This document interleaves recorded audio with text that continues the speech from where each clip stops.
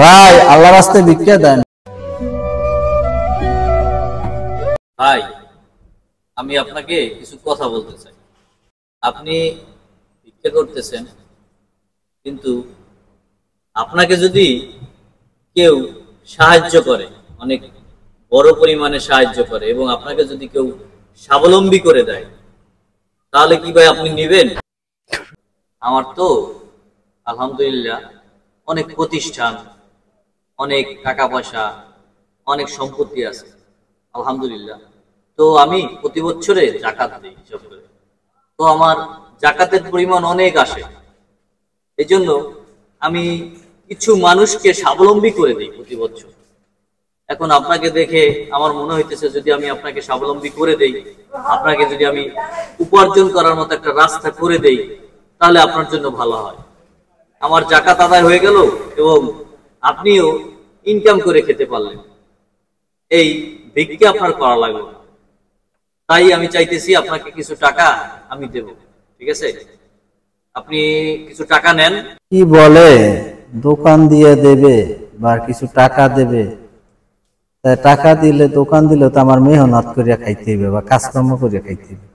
আর সে তো আমি এই প্রতিদিন আটলে একটু 1500 2000 টাকা পাই, তাই তো আমার ব্যবসা এটাই ভালো হয়। আমি আবার কে টাকা নিয়ে আবার একটা বিপদে পড়বো? আর সে আমার এই ভিক্ষা করাটাই আমার দ্বারা ভালো। কি ব্যাপার ভাই, বিড়বিড় করে কি বলতেছেন? আমি কি আপনাকে টাকাগুলো দেব, আপনি নেবেন? না ভাই, আমার টাকা লাগবে না ভাই।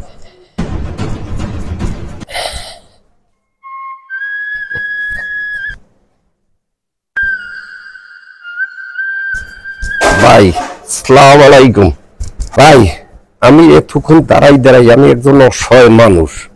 আপনি যে কথা বলছেন ওই লোকটাকে আমি কিন্তু সবকিছু শুনেছি ভাইজান। আমিও একজন ভিক্ষা করে খাই। আমার যদি এই সহানুভূতিটা করতেন তাহলে আমার এই ভিক্ষা এগুলো ভালো লাগে না।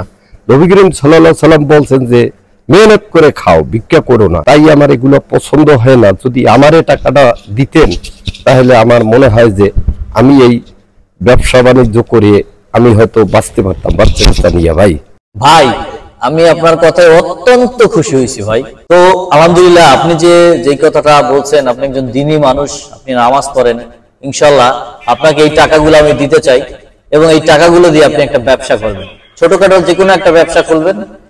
সেই ব্যবসা থেকে ইনশাল্লাহ, আমি বললাম ইনশাল্লাহ, আল্লাহ পাক রব্বুল আলামিন আপনাকে অবশ্যই রহমত করবেন এবং হালাল ভাবে জীবনযাপন করবেন ইনশাআল্লাহ। নেন ভাই, টাকাগুলো নেন। আল্লাহ ওনারে নেক হায়াত দান করুক, আর আমি জানি হালাল ভাবে রুজি করে আমার সংসার জীবনযাপন করতে পারি। আমি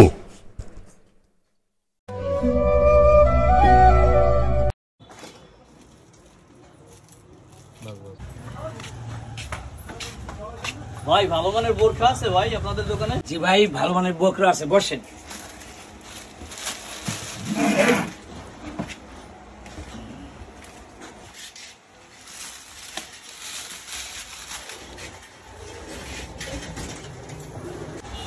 আরে ভাই আসসালামু আলাইকুম। আপনি কেমন আছেন ভাইজান? ভালো আছেন? প্রায় 1 বছর পরে দেখা হলো সেই ভিখারি হারুন মুন্সির সাথে, সেই দানশীল ব্যক্তির। দুইজনের ভিতরে এখন কথোপকথন চলতেছে এবং হারুন মুন্সি সেই দানশীল ব্যক্তির অনেক প্রশংসা করতেছেন, এবং তার জন্যই আল্লাহ তাআলা এই পজিশনে তাকে রেখেছেন, এবং তার জন্যই সে ভিক্ষাবৃত্তি ছেড়ে সে হালালভাবে উপার্জন করে খেতে পারতেছেন। আলহামদুলিল্লাহ, তাকে আল্লাহ তাআলার পক্ষ থেকে এত সুন্দর একটি ব্যবসা দেওয়া হয়েছে, এখন তিনি খুবই ভালো আছেন আলহামদুলিল্লাহ। ভাই আমার বাসায় আমি না খাইয়ে দিতে পারেন না ভাই, আজকে কোনো দরে আমি ছাড়াও যাইবে না, কারণ আমের জন্য আল্লাহ তাআলা আমার অর্থ সহমত দিতে, এত অনুদান দিতে, আমি না খাই আমি ছাড়বো না ভাই। না ভাই, আজকে খাবো না ভাই, আজকে আমার একটু কাজ আছে, আমি ইনশাআল্লাহ পরে আসবো ভাই।